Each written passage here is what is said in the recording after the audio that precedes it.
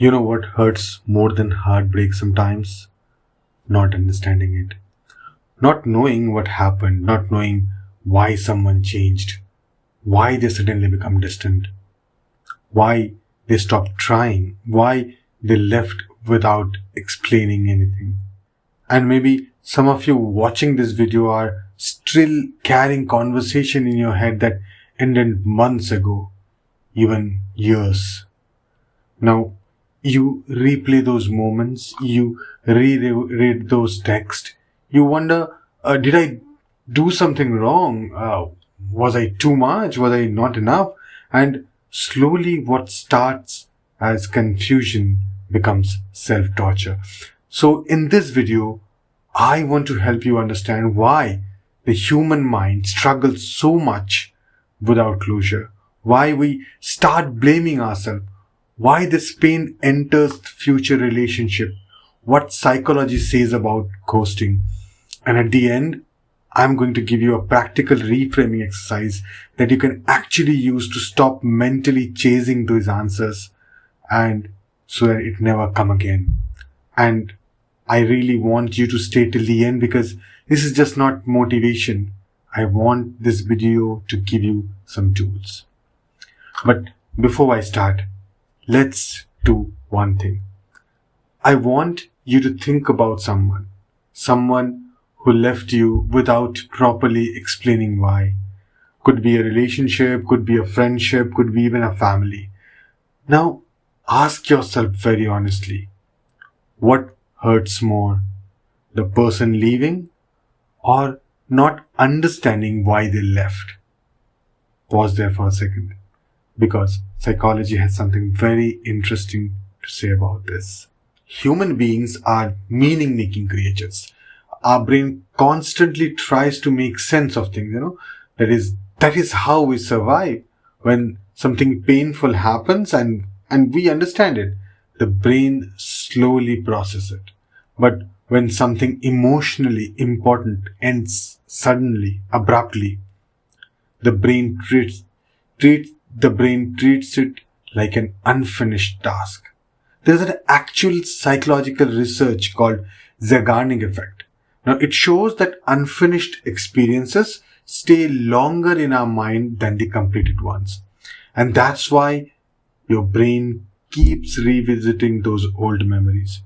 It's not because you are weak. It's not because you are obsessed, but because your brain is trying to complete a story that you never got an ending to.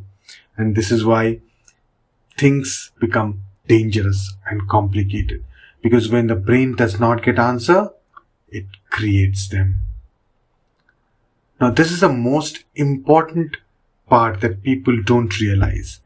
Many people, many times, they self-blame. Now, the self-blame is not actually self-awareness. Like, it is the brain trying to regain control because uncertainty feels terrifying.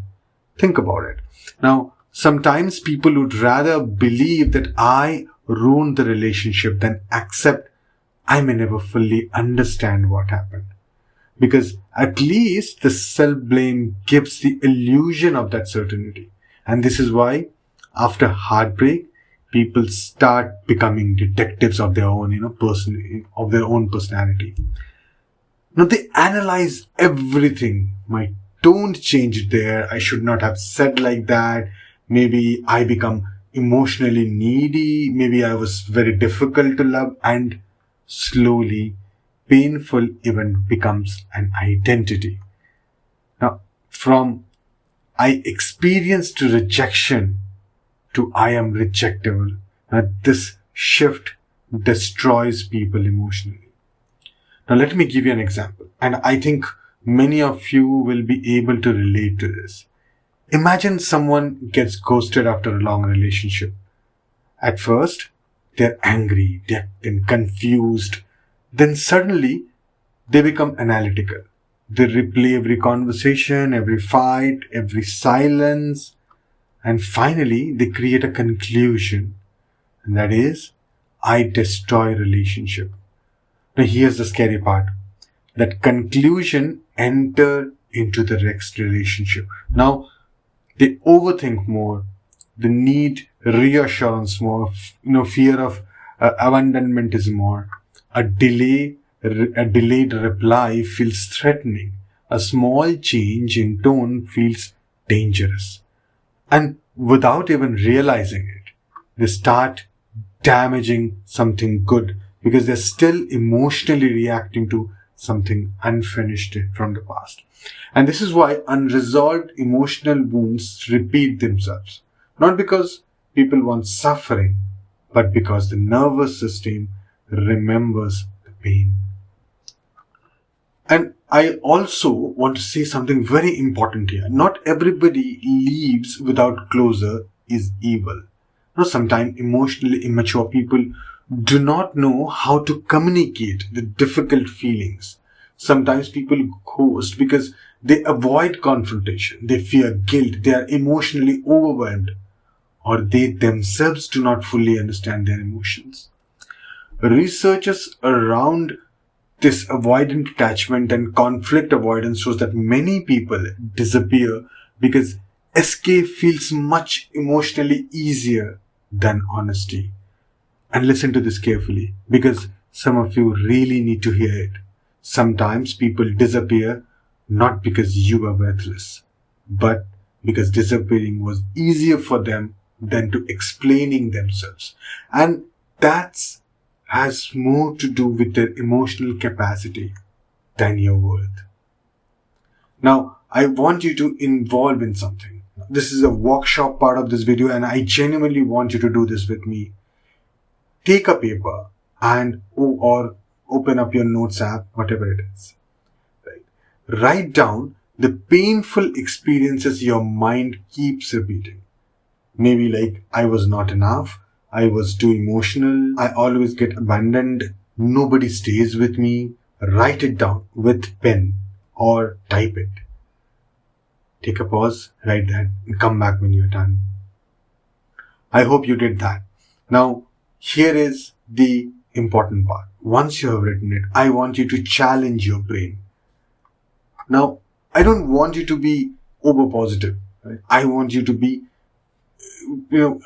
to explore possibility. Now, under the painful belief, write 3 other possible explanations that you can have.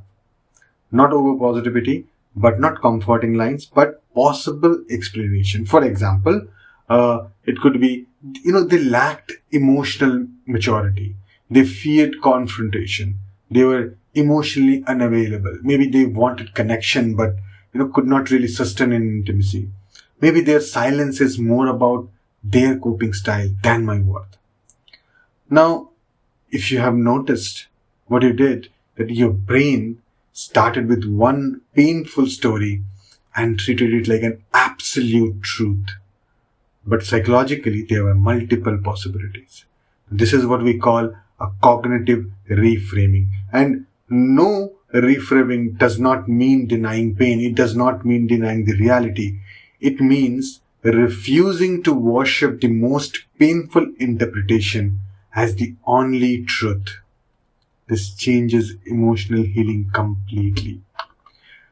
I don't know how many of you have read it, but if you haven't, read the book Man's Search for Meaning by Viktor Frankl. There's a beautiful idea discussed there.